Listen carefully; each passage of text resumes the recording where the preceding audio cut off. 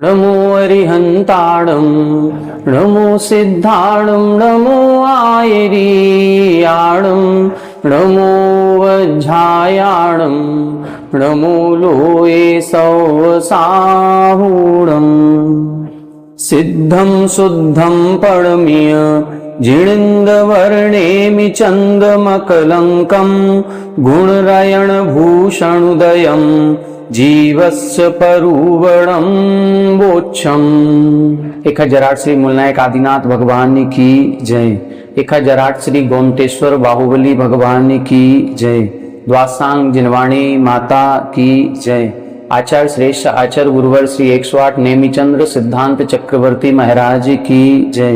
आचार्य श्रेष्ठ आचार्य गुरुवर श्री 108 विद्यासागर जी महामुनि राज की जय। तीर्थ चक्रवर्ती जगत पूज्य निर्यापक श्रमण मुनि पुंगव श्री 108 सुधा सागर जी महाराज की जय। समस्त मुनि संघ की जय। आलोक मोदी स्वाध्याय सुधा यूट्यूब चैनल पर आप सभी दर्शकों का एक बार पुनः हार्दिक स्वागत, हार्दिक अभिनंदन।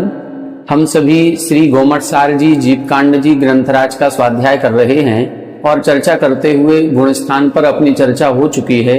जीव समास पर अपनी चर्चा चल रही है। कल की कक्षा में हमने ये समझा था कि जीव समास के 4 प्रकार से भेद किए जाते हैं या 4 अपेक्षाओं से जीव समास का वर्णन किया जाता है। स्थान की अपेक्षा, योनि की अपेक्षा, जीव के शरीर की अवगाहना की अपेक्षा और कुल की अपेक्षा से जो जीवों के भेद प्रभेदों को समूह रूप से हम गर्भित करते हैं उनको हम जीव समास कहते हैं। अभी तक जो हमने 4-5 गाथाएं पढ़ी थी उनमें हमने जीव के भेद प्रभेद एक तरह से पढ़े हैं कि जीव कितने प्रकार के हो सकते हैं और जीव के भेद प्रभेद करने में कारण क्या है। तो हमने 5 युगल देखे थे, त्रस आदि, जिसमें बताया था त्रस और स्थावर नाम कर्म, सूक्ष्म बादर नाम कर्म, पर्याप्त अपर्याप्त नाम कर्म, साधारण प्रत्येक शरीर नाम कर्म और जाति नाम कर्म। इनकी अपेक्षा से जीवों में भेद प्रभेद बनते हैं। अब इन भेद प्रभेदों को समझने के बाद फिर हमने 14 भेद, 19 भेद और 57 भेदों को समझा था। कल की कक्षा में हमने जो 4 विशेष अपेक्षाएं हैं, स्थान, योनि, अवगाहना और कुल, इन 4 अपेक्षाओं से जीव समास का वर्णन कैसे होता है इस पर चर्चा करना प्रारंभ किया था। जिसमें सबसे पहले इन्होंने स्थान पर चर्चा करना प्रारंभ किया। स्थान की अपेक्षा से इन्होंने जीव के 1 भेद बताए, 2 भेद बताए, 3 भेद बताए और इस तरह क्रम से एक एक क्रम बढ़ाते हुए 10 भेदों तक अपन ने समझ लिया था। जीव सामान्य से जीव है, इसीलिए जीव शब्द कहते ही सभी अनंतानंत जीवों का ग्रहण हो जाता है। ये जीव का सामान्य से एक भेद होता है। फिर जीव के 2 भेद किए, त्रस और स्थावर। फिर 3 भेद जब हम करेंगे तो त्रस जीवों के 2 भेद कर दिए, विकलेंद्री और सकलेंद्री, और यहाँ पर स्थावर। ऐसे 3 भेद हो जाते हैं। 4 भेद करेंगे तो पहला भेद स्थावर, दूसरा विकलेंद्री, तीसरा सैनी पंचेंद्री, चौथा असैनी पंचेंद्री। 5 भेद करेंगे तो 1 इंद्री, 2 इंद्री, 3 इंद्री, 4 इंद्री, पंचेंद्री। 6 भेद करेंगे तो पृथ्वी कायक, जल कायक, अग्नि कायक, वायु कायक, वनस्पति कायक और त्रस कायक। ऐसे हमने स्थावर के 5 भेद कर दिए और 1 त्रस कायक कर दिया। ये 6 भेद हो गए। 7 भेद करेंगे तो 5 स्थावर कायक हो गए, त्रस के पुनः 2 भेद करेंगे, विकलेंद्री, सकलेंद्री। 8 भेद करेंगे तो 8 भेदों में स्थावर के 5 भेद हो जाएंगे और फिर विकलेंद्री और फिर सैनी पंचेंद्री, असैनी पंचेंद्री। 9 भेद करेंगे तो 5 स्थावर, फिर 2 इंद्री, 3 इंद्री, 4 इंद्री, पंचेंद्री। और 10 भेद करेंगे तो 5 स्थावर, 2 इंद्री, 3 इंद्री, 4 इंद्री, सैनी पंचेंद्री, असैनी पंचेंद्री। ऐसे 10 भेद अपन ने देख लिए थे। अब आज की कक्षा में हमें 11वें नंबर से समझना है। अब आगे की जो गाथा आएगी उस गाथा में 11 से लेकर के 19 तक के जो भेद बनेंगे वो भेद किस अपेक्षा से बनते हैं उस पर चर्चा की जाएगी। आइए पहले अपन गाथा का उच्चारण करते हैं, उसका अर्थ समझेंगे और फिर जैसे हमने कल की कक्षा में बोर्ड के माध्यम से 1 से 10 भेद बनाए थे ऐसे ही 11 से 19 तक के भेद अपन लोग बनाएंगे।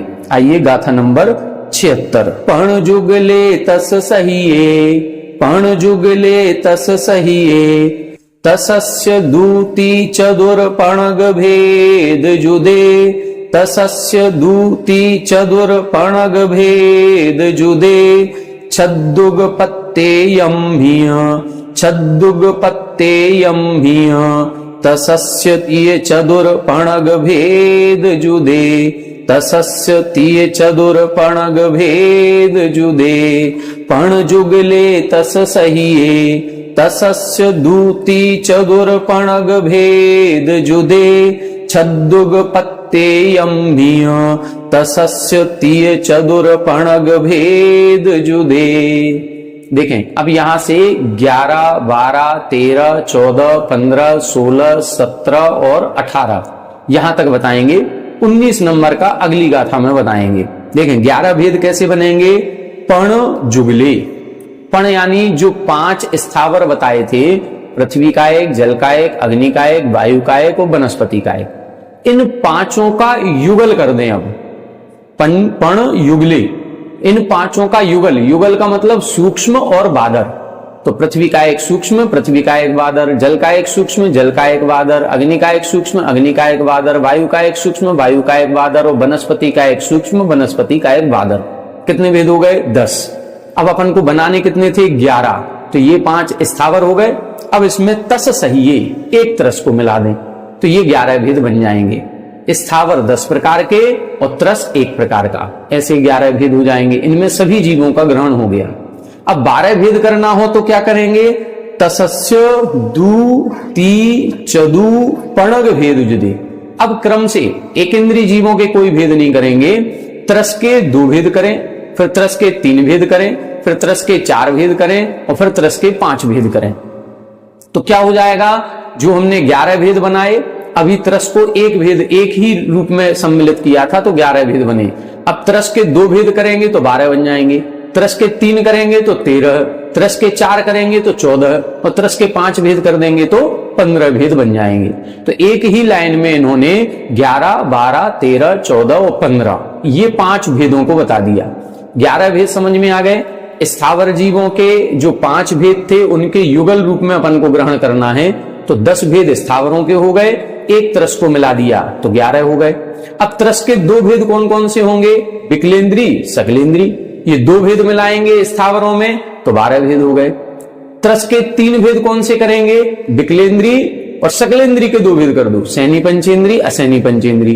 तो त्रस के 3 भेद हो गए, विकलेंद्री, असैनी पंचेंद्री, सैनी पंचेंद्री।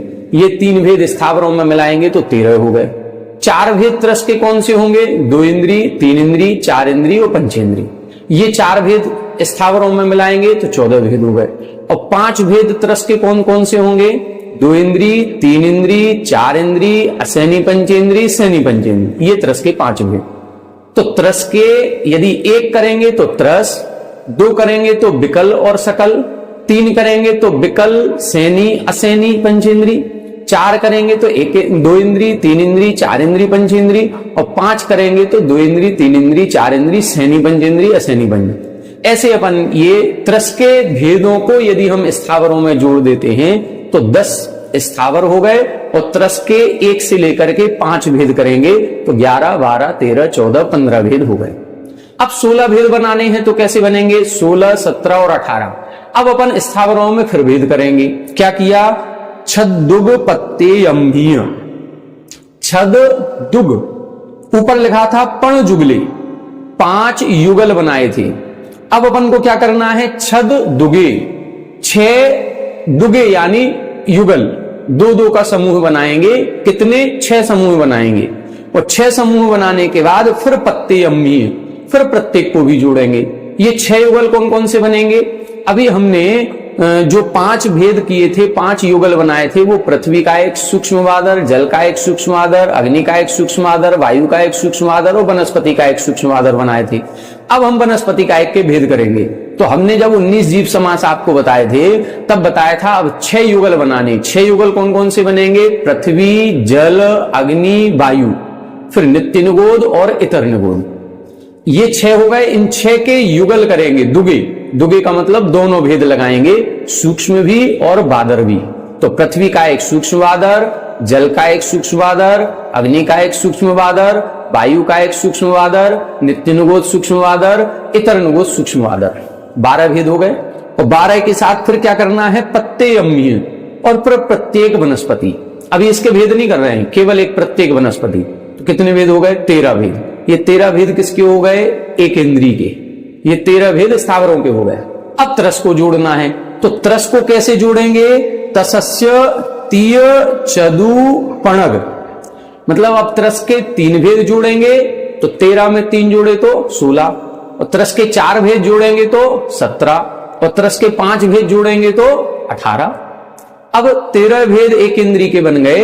अब इन एक इंद्रियों में त्रस के 3 भेद कौन कौन से थे, विकलेंद्री, असैनी पंचेंद्री, सैनी पंचेंद्री, ये त्रस के 3 भेद थे। 4 भेद कौन कौन से हैं, 2 इंद्री, 3 इंद्री, 4 इंद्री, पंचेंद्री। और त्रस के 5 भेद कौन कौन से हैं, 2 इंद्री, 3 इंद्री, 4 इंद्री, असैनी पंचेंद्री, सैनी पंचेंद्री, ये 5 भेद है। तो 13 में 3 जोड़ दें तो 16, 13 में 4 जोड़े तो 17, और 13 में 5 जोड़े तो 18। इस तरह से इस एक गाथा में इन्होंने 11 से लेकर के 18 तक के ये जीव समास के भेद प्रभेद बता दिए। अब इस गाथा को अपन बोर्ड के माध्यम से और एक बार देख लेते हैं, जिससे आपको चार्ट कैसे बनाना है ये समझ में आ जाए। आइए देखें, बोर्ड पर देखते हैं। देखें, अब 11 भेद बनाएंगे तो 11 नंबर में क्या आएगा, हमें 10 भेद करने हैं एक इंद्रियों के। तो पृथ्वी सूक्ष्म वादर, फिर जल सूक्ष्म वादर, फिर अग्नि सूक्ष्म वादर, फिर वायु सूक्ष्म वादर, और फिर इसके बाद वनस्पति सूक्ष्म वादर। ये 10 भेद बन गए हमारे, ठीक है। अब 10 के साथ फिर क्या कर दें, एक त्रस को जोड़ दिया। ये त्रस को जोड़ते ही ये 11 भेद हो गए। 12 भेद करने के लिए क्या किया, 12 भेद के लिए ये 10 करेंगे और फिर प्लस क्या करेंगे, त्रस के 2 भेद करेंगे, विकलेंद्रीय और प्लस सकलेंद्रीय। ये 2 भेद जुड़ते ही अब 10 + 2 हो गए, तो ये 12 भेद हो गए। 13 भेद करने के लिए क्या करेंगे, 13 भेद के लिए 10 प्लस, अब क्या करना है, ये 3 भेद करेंगे तो सकलेंद्रीय के 2 भेद कर देंगे। इधर विकलेंद्रीय विकलत्रय हो गया, और फिर इसके साथ असैनी पंचेंद्रीय और फिर सैनी पंचेंद्रीय, ये 3 भेद जुड़ गए। 14 भेद के लिए क्या करेंगे, 10 प्लस, अब 2 इंद्री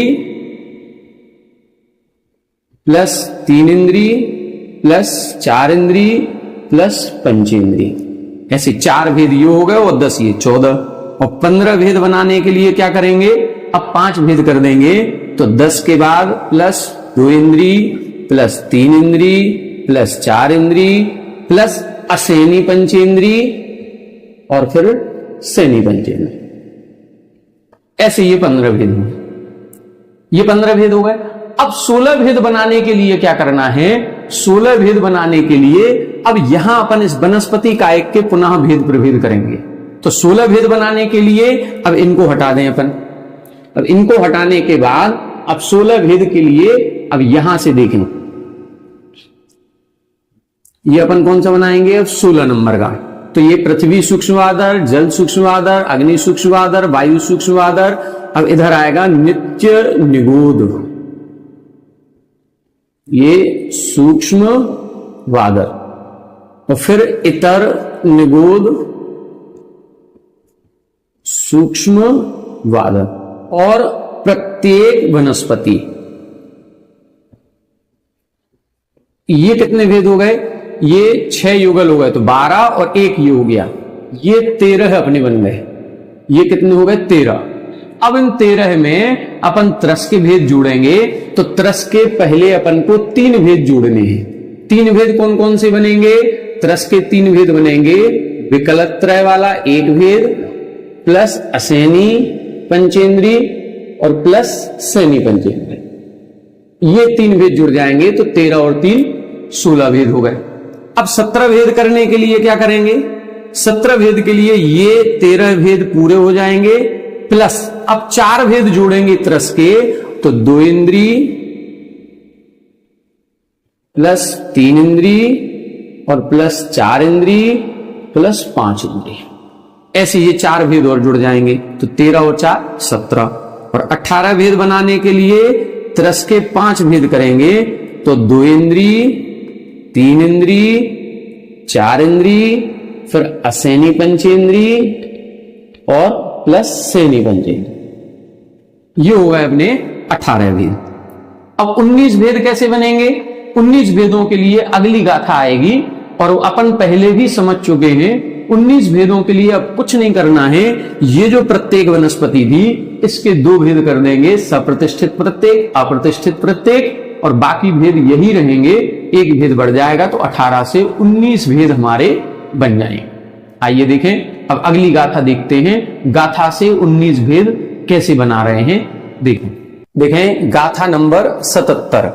सग जुगलम हित सस्सय सग जुगलम हित सस्सय पण भंग जुदेसु होन्ति ओण वीसा पण भंग जुदेसु होन्ति ओण वीसा ए आदुण वीसोत्य ए आदुण वीसोत्य इगी बीती गुण दे हवे ठाणा इगी बीती गुण दे हवे ठाणा सग जुगलम हित सस्सय पण भंग जुदेसु होन्ति ओण वीसा ए आदुण वीसोत्य इगी बीती गुण दे हवे ठाणा। देखें, अब यहां 19 भेद भी बता रहे हैं, 38 भी बता रहे हैं और 57 भी बता रहे हैं। ये चीज अपन पहले भी समझ चुके हैं। देखें, अब बता रहे हैं सग जुगलमी तसस्सय। अभी पहले एक गाथा बताई थी, जब अपन ने 15 भेद बनाए थे तो पण जुगली लिखा था, 5 युगल बनाए थे। फिर जब 15 से ऊपर बनाए तो छद दुगे 6 युगल किए थे। और अब क्या लिख रहे हैं? सग जुगलम्बी, 7 युगल करना है। अब 7 युगल कौन कौन से हो जाएंगे? 7 युगल होंगे पृथ्वी का एक सूक्ष्म आधार, जल का एक सूक्ष्म आधार, अग्नि का एक सूक्ष्म आधार, वायु का एक सूक्ष्म आधार, नित्य निगोच सूक्ष्म आधार, इतर निगोच सूक्ष्म आधार, सप्रतिष्ठित प्रत्येक अप्रतिष्ठित प्रत्येक। तो प्रत्येक वनस्पति का भी एक युगल बन गया ये। तो ऐसे 7 युगल हो गए, तो 7 युगलों के एक इंद्रिय जीव हो गई है। अब एक इंद्रिय जीवों का 7 युगल करेंगे तो कितने हो गए? 14 भेद हो गए। अब इन 14 भेदों में तसस्सय पण भंग जुदेसु होन्ति। अब जो त्रस के पण भंग यानी 5 भंग थे, उनको जुदेसु यानी उनको युक्तेसु, उन 5 भंगों को जोड़ दें, तो एक इंद्री के 14 भेद और उसमें त्रस के 5 भेद जुड़ेंगे तो होन्ति 19, तो 19 भेद हो जाएंगे। ये 19 भेद बन गए। देखो कितनी खूबसूरती के साथ 1 से लेकर के 19 भेदों तक का कथन कर दिया। अब यहां बता रहे हैं एयादुण वीसोत्य, 1 से लेकर के जो 19 अर्थात 19 तक के भेद बताए हैं, ये सभी भेद इगी बी ती गुणिदे। 1 से गुणा करें तो 19 भेद बनेंगे, 2 से गुणा करें तो 38 भेद बनेंगे, और 3 गुणिदे 3 से गुणा करेंगे तो 57 भेद बन जाएंगे। 1 से गुणा करेंगे का मतलब बस 1 से गुणा करना है, तो ये 19 भेद सामान्य से हो गए। इनमें कोई हम ना पर्याप्त का भेद करेंगे ना अपर्याप्त का भेद करेंगे। सामान्य से 19 प्रकार के जीव होते हैं, तो ये 1 से गुणा कर दिया, ये 19 भेद बन गए। 2 भेद करेंगे तो 2 से किससे गुणा करेंगे? पर्याप्त और अपर्याप्त। ये 19 भेदों में किन्हीं जीवों के पर्याप्त नाम कर्म का उदय है, किन्हीं जीवों के अपर्याप्त नाम कर्म का उदय है। तो पर्याप्तक और अपर्याप्तक की अपेक्षा से 2 का गुणा किया तो 38 भेद बन जाएंगे। और 3 गुणिदे 3 का गुणा करेंगे तो 3 कौन सा गुणा करना है? 3 गुणा करने के लिए एक पर्याप्तक का और फिर अपर्याप्तक के 2 भेद, लब्ध पर्याप्त और निर्वृत्त पर्याप्त। ऐसे अपर्याप्त के 2 भेद ये और एक पर्याप्त, 3 भेदों से गुणा करेंगे तो 57 भेद बन जाते हैं। हवे ठाणा ये स्थान कहलाते हैं। तो स्थान की जो चर्चा चल रही थी कि एक स्थान से लेकर के 57 स्थान तक पहुंच गए।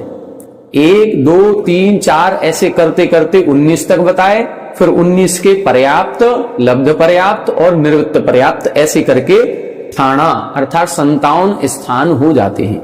इनको कैसे करना है, 1 2 3 से गुणा कैसे करना है, ये हमने आपको बता दिया। लेकिन अब आचार्य महाराज अगली गाथा में बता रहे हैं कैसे गुणा करेंगे, किस अपेक्षा से गुणा करना है। अभी इन्होंने ये अपेक्षा नहीं लिखी, अब अगली गाथा में इस अपेक्षा को स्पष्ट कर रहे हैं। देखें 78 नंबर की गाथा। सामण्येन तिपन्ति, सामण्येन तिपन्ति, पढ़मा विद्या अपुण्यगे इदरे, पढ़मा विद्या अपुण्यगे इदरे, पज्जत्ते लद्धि अपज्जत्ते पढ़मा हवे पंती। दूसरी लाइन जो है वो एक साथ पूरी पढ़ेंगे। पज्जत्ते लद्धि अपज्जत्ते पढ़मा हवे पंती, पज्जत्ते लद्धि अपज्जत्ते पढ़मा हवे पंती, सामण्येन तिपन्ति, पढ़मा विद्या अपुण्यगे इदरे, पज्जत्ते लद्धि अपज्जत्ते पढ़मा हवे पंती। देखें सामण्येन तिपन्ति पढ़मा, यहां बता रहे हैं तिपन्ति जो ऊपर लिखा था इगी वी ती गुण दे, 1 से 2 से अथवा 3 से गुणा करेंगे तो जो 1 से गुणा करेंगे वो पढ़मा पंक्ति बनेगी, प्रथम पंक्ति। और वो प्रथम पंक्ति कैसी है, सामण्येन, वो सामान्य से है। सामान्य का मतलब यहां कोई हम पर्याप्त पर्याप्त का भेद नहीं करेंगे। तो प्रथम पंक्ति में तो 1 से गुणा होना है सामान्य के जीवों का, इसीलिए वो प्रथम पंक्ति हो गई। विद्या अपुण्यगे इदरे, विद्या बी का मतलब दूसरा, जो दूसरी पंक्ति बनाएंगे वो कैसी बनेगी, अपुण्यगे और इदरे। अपुण्यगे यानी अपर्याप्तक और इतर का मतलब विपरीत, तो पर्याप्तक। तो 2 पंक्तियां बनेंगी। ये 19 को हम एक कॉलम में लिखेंगे, वहां लिखेंगे पर्याप्तक जीव, दूसरे कॉलम में लिखेंगे, वहां लिखेंगे अपर्याप्तक जीव। तो पर्याप्त और अपर्याप्तक के भेद से ये 2 पंक्तियां बनेंगी। तीसरी पंक्ति कौन सी बनेगी, पज्जत्ते लद्धि अपज्जत्ते अपढ़मा हवे पंक्ति। यहां बता रहे हैं तीसरी पंक्ति जो बनेगी पज्जत्ते, एक तो बनेगी पर्याप्तक की, फिर दूसरी बनेगी लद्धि यानी लब्ध पर्याप्तक की, और तीसरी बनेगी अपज्जत्ते यानी निर्वृत्त पर्याप्तक की। यहां ये जो गाथा है, इस गाथा से निर्वृत्त पर्याप्तक अर्थ नहीं निकल रहा है, लेकिन जहां लब्धि अपर्याप्तक शब्द इन्होंने दिया है तो उस लब्धि अपर्याप्तक के साथ निवृत्त पर्याप्तक शब्द जुड़ा हुआ है, इसीलिए उसका ग्रहण करना है। अब कहां से ग्रहण करेंगे ये इधर टीका में भी इन्होंने स्पष्ट नहीं किया। बस ये है कि लब्धि अपर्याप्तक शब्द दिया है तो लब्धि अपर्याप्तक उन्हें कहते हैं जो जिनके अपर्याप्त नाम कर्म का उदय है और जिनके एक भी पर्याप्ति पूर्ण नहीं होती, वो लब्धि पर्याप्तक है। दूसरा इन्होंने पज्जत्ते पर्याप्तक शब्द दे दिया है, तो इसका मतलब ये है कि पर्याप्तक तभी बनेगा जब वो निर्वृत्त पर्याप्तक होगा। तो पहले निर्वृत्त पर्याप्त अवस्था बनेगी, फिर पर्याप्तक अवस्था बनेगी। इससे ये सिद्ध हो रहा है कि यहां निर्वृत्त पर्याप्तक अर्थ भी अपन को निकालना है। दूसरा इधर दिया है अपढ़मा। यहां पर 3 पंक्तियों की चर्चा की गई थी, तो पहले लिख दिया पढ़मा पहली पंक्ति, फिर लिख दिया विद्या यानी दूसरी पंक्ति। अब फिर इधर पर इनको तृतीया लिखना चाहिए, लेकिन क्यों नहीं लिखा, अपढ़मा शब्द का प्रयोग किया है, मतलब जो प्रथम नहीं है, प्रथम नहीं है तो द्वितीय होगी, लेकिन दूसरी का वर्णन इन्होंने कर दिया है, इसीलिए यहां पर अपढ़मा शब्द से तृतीय तीसरी पंक्ति का ग्रहण किया जा रहा है। अब आचार्य महाराज ने तृतीय शब्द का प्रयोग क्यों नहीं किया, ये एक रहस्य की बात है। हो सकता है शब्दों की पूर्ति नहीं हो रही हो, इस कारण से इन्होंने अपढ़मा शब्द लिखा हो, या और कोई कारण हो तो हमें ज्ञात नहीं है। अभी अपन को केवल इतना समझना है कि 3 पंक्तियां हमको बनानी है। पहली पंक्ति सामान्य पंक्ति कहलाएगी, इसमें कोई भेद प्रभेद नहीं करना है। दूसरी पंक्ति में हम 2 भेद करेंगे, पर्याप्तक और अपर्याप्तक का, तो 2 भेद करेंगे तो ये 38 भेद बनेंगे। और तीसरी पंक्ति जो हम बनाएंगे अपढ़मा, मतलब तीसरी हवे पंक्ति, तीसरी पंक्ति जो बनेगी उसमें पज्जत्ते एक कॉलम पर्याप्तक का होगा, दूसरा लब्धि अर्थात लब्धि पर्याप्तक का होगा, और तीसरा निर्वृत्त पर्याप्तक का होगा। ऐसे 3 कॉलम बनेंगे तो हमारे 57 भेद यहां पर बन जाते हैं। तो इस प्रकार से इधर तक 57 भेदों की चर्चा इन्होंने कर दी। अब आगे जो गाथाएं आ रही हैं, इन गाथाओं में अब 98 जीव समास बताएंगे। अब 98 कैसे बनेंगे? एक इंद्री के जितने भेद बनने थे वो बन गए। एक इंद्री के कितने भेद बन गए? 14 भेद अपन ने बनाए थे, सग जुगलम भी 14 भेद बनाए, और 14 के साथ हमने पर्याप्तक, लब्ध पर्याप्तक और निर्वृत्त पर्याप्तक, ये 3 भेद कर दें तो 14 के 3 भेद करेंगे तो कितने होगा? 42 भेद। अब इन 42 के अलावा 43वां भेद एक इंद्रिय जीवों में नहीं बनता। बस ये मैक्सिमम भेद हैं एक इंद्रिय जीवों के। पृथ्वी का एक सूक्ष्म, पृथ्वी का एक वादर, जल का एक सूक्ष्म, जल का एक वादर, अग्नि सूक्ष्म, अग्नि वादर, वायु सूक्ष्म, वायु वादर, नित्य निगोद सूक्ष्म, नित्य निगोद वादर, इतर निगोद सूक्ष्म, इतर निगोद वादर, सप्रतिष्ठित प्रत्येक, अप्रतिष्ठित प्रत्येक, ये 7 युगल, और इन 7 युगल के 14 भेद बने। 14 पर्याप्तक, 14 निवृत्त पर्याप्तक, 14 लब्ध पर्याप्तक, होगा 42 भेद। अब 42 के अलावा 43वां भेद इन तीनों लोकों में नहीं है। ठीक, अब विकलत्रयों में जाएं तो विकलत्रयों में 3 भेद बनते हैं, 2 इंद्री, 3 इंद्री और 4 इंद्री। अब इन 2 इंद्री के कोई और भेद नहीं किए, 3 इंद्री के कोई और भेद नहीं है, 4 इंद्री के कोई भेद नहीं है। जैसे एक इंद्रियों के हमने भेद प्रभेद किए, पंचेंद्री के 2 भेद कर देते, सैनी असैनी, ऐसे 2 इंद्री, 3 इंद्री, 4 इंद्री का कोई भेद प्रभेद नहीं है। बस 2 इंद्री, 3 इंद्री, 4 इंद्री जीवों में ये 3 भेद करेंगे, पर्याप्तक, लब्ध पर्याप्तक और निर्वृत्त पर्याप्तक। 2 इंद्री जीव भी लब्ध पर्याप्तक होता है। ऐसा नहीं है कि इंद्री जीव ही एक श्वास में 8-10 बार वाले जन्म मरण करता है। 2 इंद्री जीव भी करते हैं, 2 इंद्रियों में भी लब्ध पर्याप्तक होते हैं। केवल हमने एक लाइन पढ़ी है, एक श्वास में 8-10 बार जन्म्यो मरियो भरियो दुख भार, ये केवल हम निगोदिया जीव से जोड़ देते हैं। नहीं, ये निगोदिया जीव के अपेक्षा तो है ही, लेकिन साथ में निगोदिया जीव तो मात्र साधारण वनस्पति के भेद हैं। ये जो एक श्वास में 8-10 बार जन्म मरण होता है, ये सभी प्रकार के जितने भी लब्ध पर्याप्तक जीव हैं, चाहे वो पृथ्वी का एक लब्ध पर्याप्तक अपन ने लगाया, जल कायकों में भी लब्ध पर्याप्तक लगाया, 2 इंद्री, 3 इंद्री, 4 इंद्री में भी लब्ध पर्याप्तक लगाएंगे, पंचेंद्रियों में भी लब्ध पर्याप्तक लगाएंगे। जहां जहां लब्ध पर्याप्तक जीव हैं, वहां वहां एक श्वास में 8-10 बार जन्म मरण होगा। लब्ध पर्याप्तक का मतलब ही है इतनी कम आयु प्राप्त होना कि एक भी पर्याप्ति पूर्ण नहीं होगी, उसके पहले मरण हो जाएगा। तो एक भी पर्याप्ति पूर्ण नहीं होनी, इसको बोलते लब्ध पर्याप्तक। तो क्या जितने जीव लब्ध पर्याप्तक हैं सभी को निगोदिया मान लिया जाए? नहीं, जितने लब्ध पर्याप्तक जीव हैं उनका क्षुद्र भव होता है, बाकी निगोदिया जीव भी पर्याप्तक होते हैं। अभी अपन ने पढ़ा जो 7 युगल किए, 7 युगलों में पर्याप्तक का भेद भी किया है। तो निगोदिया जीव जो पर्याप्तक होते हैं उनकी शरीर पर्याप्ति भी पूर्ण होती होगी, बस ये है कि उनकी आयु बहुत अधिक नहीं होती है। जो लब्ध पर्याप्तक हैं ये क्षुद्र भाव वाले होते हैं, एक श्वास में 8-10 बार जन्म मरण करने वाले होते हैं। तो जहां एक श्वास में 8-10 बार जन्म मरण की बात की जा रही है वो मात्र निगोदिया की नहीं है, वहां पृथ्वी कायक को भी लेना है, जल कायक को भी लेना है, अग्नि को, वायु को, 2 इंद्री, 3 इंद्री, 4 इंद्री, इन सबका ग्रहण हो जाएगा। ये अपन को विशेष समझना है। तो हम जो भेद प्रभेद बता रहे थे, कल की कक्षा में अपन 98 भेद पढ़ेंगे, उसको थोड़ा सा हम सामान्य से विस्तार कर रहे थे कि आज अपन सामान्य से समझ लेते हैं, कल गाथा से समझेंगे। तो एक इंद्रियों के मैक्सिमम 42 भेद बनते हैं, 2 इंद्री, 3 इंद्री, 4 इंद्री के 9 भेद बनेंगे, 2 इंद्री के 3, 3 इंद्री के 3, 4 इंद्री के 3, लब्ध पर्याप्तक, निर्वृत्त पर्याप्तक, पर्याप्तक, ऐसे तो 9 भेद ये हो गए। तो 42 और 9 कितने हो गए? 51। अब भेद प्रभेद करेंगे पंचेंद्री जीवों के। तो अभी अपन ने पंचेंद्री जीवों में मात्र 2 भेद किए थे, सैनी और असैनी। अब अपन जो भेद करेंगे वो गतियों की अपेक्षा करेंगे, देव गति के, नरक गति के, त्रियंच गति के और मनुष्य गति के। अब जितने देव होते हैं, क्या ये देवों में लब्ध पर्याप्तक होते हैं? नहीं होते।